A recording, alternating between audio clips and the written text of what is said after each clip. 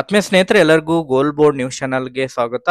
ವಾಹನ ಸವಾರರಿಗೆ ಸಾರಿಗೆ ಇಲಾಖೆ ವತಿಯಿಂದ ಭರ್ಜರಿ ಗುಡ್ ನ್ಯೂಸ್ ಅಂತೇಳಿ ಹೇಳ್ಬೋದು ಸ್ನೇಹಿತರೆ.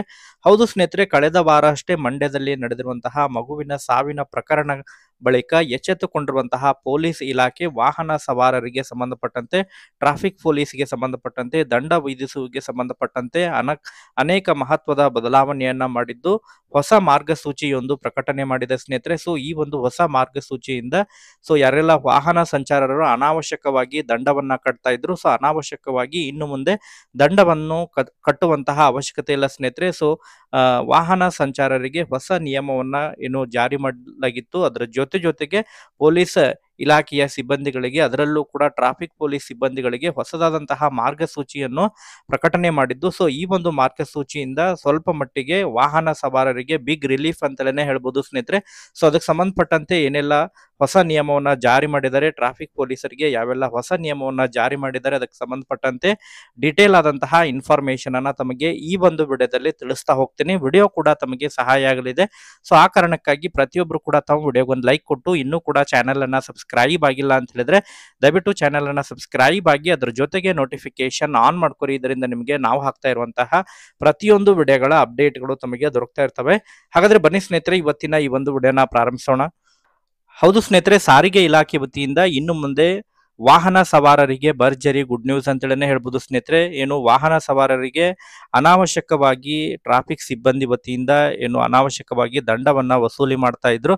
ಸೊ ಇದನ್ನೆಲ್ಲವನ್ನ ತಡೆಗಟ್ಟುವಂತಹ ಹಿನ್ನೆಲೆಯಲ್ಲಿ ಹೊಸದಾದಂತಹ ರೂಲ್ಸ್ ಅನ್ನ ಜಾರಿ ಮಾಡಲಿಕ್ಕೆ ರಾಜ್ಯ ಸರ್ಕಾರ ಮತ್ತು ಸಾರಿಗೆ ಇಲಾಖೆ ಮುಂದಾಗ್ತಾ ಇದೆ ಸ್ನೇಹಿತರೆ. ಅದರಲ್ಲೂ ಕೂಡ ಕಳೆದ ವಾರ ಅಷ್ಟೇ ಮಂಡ್ಯದಲ್ಲಿ ನಡೆದಿರುವಂತಹ ಏನು ಮಗುವಿನ ಸಾವಿನ ಪ್ರಕರಣದ ಬಳಿಕ ಎಚ್ಚೆತ್ತುಕೊಂಡಿರುವಂತಹ ಪೊಲೀಸ್ ಇಲಾಖೆ ಈ ಒಂದು ನಿಯಮವನ್ನ ಜಾರಿ ಮಾಡಲಿಕ್ಕೆ ಮುಂದಾಗ್ತಾ ಇದೆ ಸ್ನೇಹಿತರೆ. ಅದಕ್ಕೆ ಸಂಬಂಧಪಟ್ಟಂತೆ ಹೊಸದಾದಂತಹ ಮಾರ್ಗಸೂಚಿಯನ್ನ ಡಿಜಿಪಿ ಸಲೀಂ ಅವರು ಬಿಡುಗಡೆ ಮಾಡಿದ್ದಾರೆ ಎಂಬುದರ ಬಗ್ಗೆ ಮಾಹಿತಿಗಳು ಕೇಳಿಬರ್ತಾ ಇದ್ದಾವೆ ಸ್ನೇಹಿತರೆ.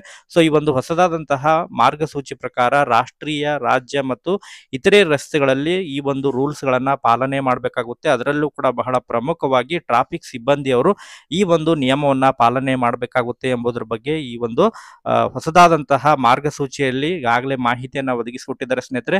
ಸೊ ಹಾಗಾದರೆ ಹೊಸದಾದಂತಹ ಮಾರ್ಗಸೂಚಿಯಲ್ಲಿ ಏನೆಲ್ಲ ಬದಲಾವಣೆಗಳನ್ನ ಮಾಡಿದ್ದಾರೆ ಎಂಬುದರ ಬಗ್ಗೆ ಒಂದೊಂದಾಗಿ ತಮಗೆ ಮಾಹಿತಿಯನ್ನ ತಿಳಿಸ್ತಾ ಹೋಗ್ತೇನೆ ಸ್ನೇಹಿತರೆ. ಮೊದಲನೇದಾಗಿ ಸುಮ್ಮನೆ ವಾಹನಗಳನ್ನ ತಡೆಯುವಂತಿಲ್ಲ ಎಂಬುದರ ಬಗ್ಗೆ ಈಗಾಗಲೇ ಸೂಚನೆಯನ್ನ ಕೊಟ್ಟಿದ್ದಾರೆ ಸ್ನೇಹಿತರೆ. ಹೌದು ಸ್ನೇಹಿತರೆ, ವಾಹನ ಸವಾರರು ಹೆದ್ದಾರಿಯಲ್ಲಿ ವೇಗವಾಗಿ ಹೋಗ್ತಾ ಇರುವಂತಹ ಸಂದರ್ಭದಲ್ಲಿ ಸುಮ್ಮನೆ ವಾಹನ ತಪಾಸಣೆಗೆ ಒಳಪಡಿಸಬಾರದು. ಇನ್ ಕೇಸ್ ಸಂಚಾರಿ ನಿಯಮವನ್ನ ಉಲ್ಲಂಘಿಸಿದರೆ ಮಾತ್ರ ಅಂತವರನ್ನ ಮಾತ್ರ ತಪಾಸಣೆಗೆ ಒಳಪಡಿಸಬೇಕು ಎಂಬುದರ ಬಗ್ಗೆ ಸೂಚನೆಯನ್ನ ಕೊಟ್ಟಿದ್ದಾರೆ. ಅದರ ಜೊತೆಗೆ ಇನ್ ಮುಂದೆ ವೇಗವಾಗಿ ಬರುವಂತಹ ವಾಹನಗಳನ್ನ ತಡೆಯುವ ಹಾಗಿಲ್ಲ. ಇನ್ ಕೇಸ್ ವೇಗವಾಗಿ ಹೋಗ್ತಾ ಇರುವಂತಹ ವಾಹನಗಳು ಸಾರಿಗೆ ನಿಯಮವನ್ನ ಉಲ್ಲಂಘನೆ ಮಾಡದಂತಹ ಸಂದರ್ಭದಲ್ಲಿ ಅಂತಹ ನಂಬರ್ ಪ್ಲೇಟ್ಗಳನ್ನ ಪತ್ತೆ ಹಚ್ಚಿ ಅವರಿಗೆ ಆನ್ಲೈನ್ ಮೂಲಕನೇ ದಂಡವನ್ನ ವಿಧಿಸಬೇಕು. ಅದರ ಜೊತೆಗೆ ಹೆದ್ದಾರಿಗಳಲ್ಲಿ ಜಿಗ್ಜಾಗ್ ಮಾದರಿಯಲ್ಲಿ ಬ್ಯಾರಿಕೇಡ್ಗಳನ್ನ ಹಾಕಿ ವಾಹನಗಳನ್ನ ತಡೆಯುವ ಹಾಗಿಲ್ಲ. ಹೌದು ಸ್ನೇಹಿತರೆ, ಇನ್ನು ಈ ಹಿಂದೆ ಹೆದ್ದಾರಿಗಳಲ್ಲಿ ಜಿಗ್ಜಾಗ್ ಮಾದರಿಯಲ್ಲಿ ಬ್ಯಾರಿಕೇಡ್ಗಳನ್ನ ಹಾಕುವುದರ ಮೂಲಕ ವಾಹನಗಳನ್ನ ತಡೆಯುವಂತಹ ಪ್ರಯತ್ನವನ್ನ ಮಾಡ್ತಾ ಇದ್ರು. ಸೊ ಇದರಿಂದ ಅಪಘಾತಕ್ಕೆ ಈಡಾಗುವಂತಹ ಪರಿಸ್ಥಿತಿ ಕೂಡ ಉಂಟಾಗ್ತಾ ಇತ್ತು. ಸೊ ಇದನ್ನ ಕೂಡ ತಡೆಗಟ್ಟಲಿಕ್ಕೆ ಮುಂದಾಗ್ತಾ ಇದೆ ಸ್ನೇಹಿತರೆ ಸಾರಿಗೆ ಇಲಾಖೆ. ಅದರ ಜೊತೆಗೆ ರಸ್ತೆಯಲ್ಲಿ ದಿಢೀರನ್ನೇ ಅಡ್ಡ ಬಂದು ವಾಹನಗಳನ್ನ ಕೂಡ ನಿಲ್ಲಿಸುವ ಹಾಗಿಲ್ಲ ಎಂಬುದರ ಬಗ್ಗೆ ಸೂಚನೆಯನ್ನ ಕೊಟ್ಟಿದ್ದಾರೆ ಸ್ನೇಹಿತರೆ.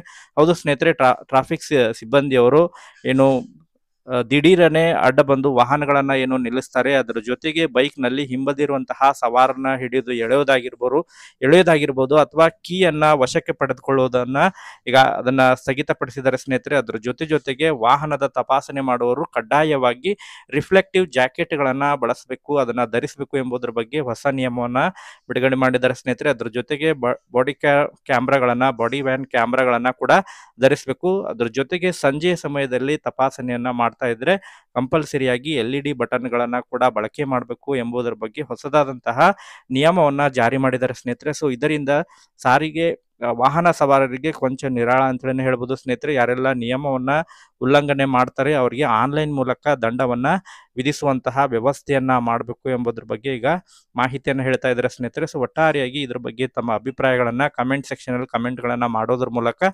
ಮಾಹಿತಿಯನ್ನ ತಿಳಿಸ್ಕೊಡ್ರಿ ಸ್ನೇಹಿತರೆ. Okay, thank you for watching this video.